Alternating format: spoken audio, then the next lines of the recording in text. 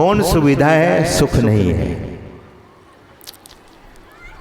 आपका जो mobile phone है, दिस इज मीन्स ओनली, ये मात्र एक साधन है। आप कितना भी महंगा मोबाइल खरीद लीजिए, मुकेश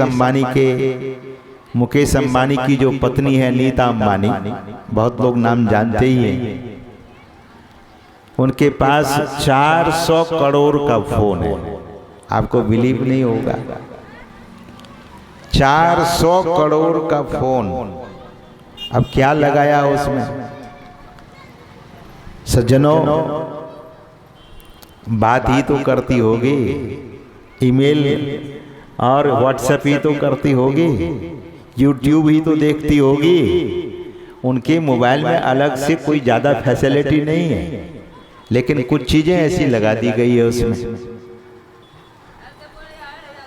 नीता अंबानी 2.5 लाख की चाय पीती है, जापान से 1 कप चाय बन करके आता है उनके लिए।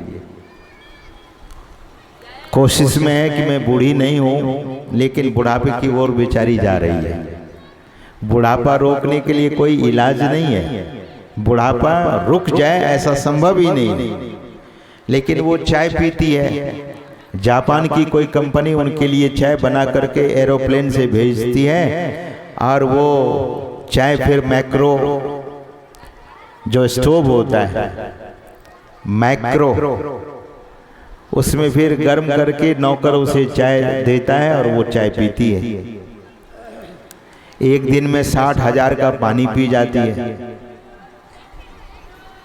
आप लोग नल से पानी निकालकर बढ़िया से पी लेते हैं, बहुत फिल्टराइज करके पानी पी लेते हैं। तो दुनिया में कुछ ऐसे भी पागल सब लोग हैं। तो महापुरुष कहते हैं कि प्रतिभाषिक सत्ता को समझ लीजिए। डेथ होने से कोई रोक नहीं सकता, मृत्यु होने से रोक नहीं सकता, वृद्ध होने से कोई रोक नहीं सकता। जिसने इस पूरी सृष्टि की रचना की वे भगवान श्री कृष्ण। वैसे तो वे वृद्ध नहीं हुए। सदगुरु महाराज के प्रवचन में हमने पढ़ा, भगवान श्री कृष्ण इस धरती पर 120 वर्ष ही रहे।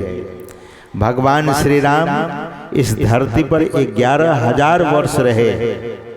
भगवान श्री राम तो 11,000 वर्ष रहे, लेकिन भगवान श्री कृष्ण 120 दिन रहे।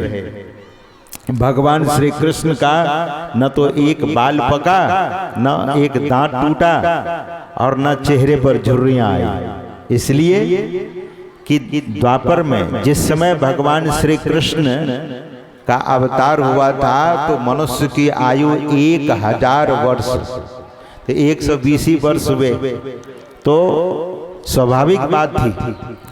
मैं यही निवेदन कर रहा था कि भगवान श्री कृष्ण या भगवान श्री राम जगत के नियंता हैं, पालनहार हैं, जगत के सृजनहार हैं। वे भी जगत में आने के बाद रहे नहीं, चले गए। तो संत महापुरुष कहते हैं कि आए हैं सो जाएंगे। इस पंक्ति को आपने सुना होगा सत्संग में बहुत बार। आए हैं सो जाएंगे, राजा रंक फकीर। राजा भी और रंक भी, और फकीर भी, साधु महात्मा भी, लेकिन जाने में भेद होता है। क्या? संत कबीर साहब कहते हैं कि एक सिंहासन चढ़ी चले, एक बंधे जंजीर। एक तो सिंहासन पर चढ़कर जाते हैं, और भारत में सज्जनों ऐसे ऐसे संत हुए जो साक्षात विमान को उतार लिया धरती पर। तुकाराम जी महाराज के लिए साक्षात बैकुंठ से विमान आया, और विमान जब आया तो तुकाराम जी दौड़ पड़े गांव में कि चलो चलो, भगवान ने विमान भेजा है, और विमान पर बैठकर हम लोग बैकुंठ चले जाएंगे। उसमें भी 100 शरीर। अगर ऑस्ट्रेलिया की कोई कंपनी यहाँ आपके यहाँ एयरपोर्ट होगा, वहाँ कोई विमान उतार दे और बोले कि बिना वीसा के, बिना पासपोर्ट के चलो हमारे ऑस्ट्रेलिया में, हम आपको जॉब देंगे। वैसे तो बहुत लोग सोचेंगे भी, लेकिन बहुत लोग चले भी जाएंगे। तुकाराम जी महाराज जब गए गांव में सबको कहने के लिए कि भगवान ने विमान भेजा है, चलो भगवान के धाम चलते हैं, तो सबों ने मना कर दिया। बोले हमें यह काम, हमारा वो काम, हमारा ये काम, सब लोगों ने बहाना बना दिया। अंत में संत तुकाराम जी महाराज अपनी पत्नी से कहते हैं कि आप तो चलो। तो पत्नी कहती है कि भैंस बच्चा दी है, उसका दूध कौन खाएगा, हम भी नहीं जाएंगे। कभी कभी तो पत्नी लोग कहती है, माताएं कहती है कि मेरे पति, हम एक साथ जिएंगे, एक साथ मरेंगे। लेकिन सज्जनों, जब हकीकत सामने आता है तो लोग पलट जाते हैं। तो मृत्यु से कोई नहीं छूट सकता, लेकिन जाने की विधि को देखिए। तुकाराम जी महाराज विमान पर बैठे और चले गए 100 शरीर गए। बाबा धरणीदास जी महाराज, संत धरणीदास जी महाराज जो अयोध्या में थे, शरीर जब छोड़ने का हुआ, बाबा धरणीदास जी महाराज मुंशी का काम करते थे, जाति से कायस्थ कुल के थे, कायस्थ कुल शिरोमणि बाबा धरणीदास जी महाराज बड़े ही उच्च कोटि के संत हुए। जब शरीर छोड़ना हुआ तो बाबा धरणीदास जी महाराज सभी भक्तों से कहा कि मैं शरीर छोड़ने जा रहा हूं और सरयू नदी में जाकर शरीर छोड़ूंगा। तो लोगों ने सोचा कि जल समाधि लेंगे, लेकिन जल समाधि नहीं लिया। पीछे पीछे सभी लोग कीर्तन करते गए। बाबा धरणीदास जी महाराज आगे आगे गए।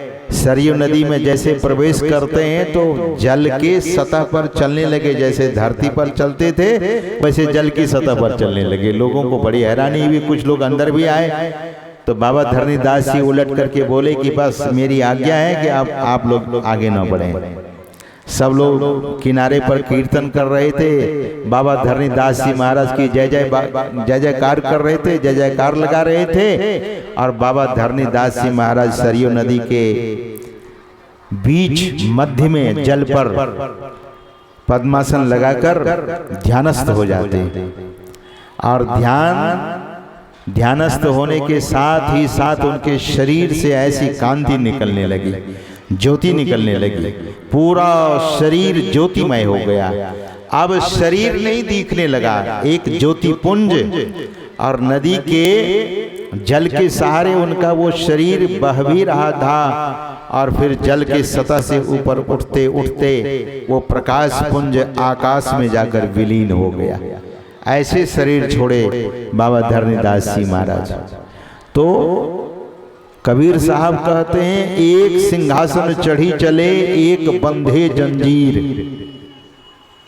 एक कथा डोंगरे जी महाराज कहा करते थे कि सेठ जब मरने लगे तो गला उसका घिर गया, घर्राने लगा। तो अपने बेटे लोगों को बहुत इशारा करते थे, हाथ से इशारा करते थे। तो बेटे ने सोचा कि हो सकता है कहीं धन ज्यादा जमा करके रखे होंगे, वही बताना चाहते हैं, अब जा रहे हैं, हो सकता है सबको धन बांट देंगे। तो एक वैद्य के पास गए। वैद्य ने कहा कि देखो, हम तुम्हारे पिता को बोलने की क्षमता तो दे देंगे, लेकिन पैसा लगेगा कम से कम 5 लाख। उस जमाने में तो पुत्रों ने सोचा कि कोई नहीं, पैसे मैं दे देता हूँ, कम से कम पिताजी क्या कहना चाहते हैं, कोई धन कहीं जमा रखे होंगे वो तो हम लोग पालेंगे। तो वैद्य जी को बुलाया गया और रसायन ऐसा तैयार किया गया, ऐसा रसायन जैसे खिलाया। रसायन खिलाते ही सेठ जी बड़ा बढ़िया बोलने लगे।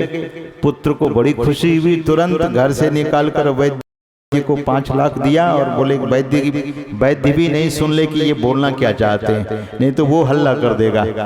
तो वैद्य को रुपये दे दिया 5 लाख। वैद्य तो चले गए। अब पिताजी से पूछते हैं कि कहिए आप कहना क्या चाह रहे थे। बोले कहना क्या चाहूंगा, तभी से देख रहा हूं कि बछड़ा जो है झाड़ू चबा रहा है। अब बछड़ा झाड़ू चबा रहा है और यही बोलते बोलते उनका प्राण छूट गया। तो सज्जनों, एक सिंहासन चढ़ी चले, एक बंधे जंजीर। कांपता है जीव, डरता है उस समय। भगवान श्री कृष्ण कहते हैं कि मृत्यु निश्चित है। गीता में कहते हैं जातस्य हि ध्रुवो मृत्यु हो ध्रुवम जन्म मृतस्य च। मृत्यु तो निश्चित है सज्जनों,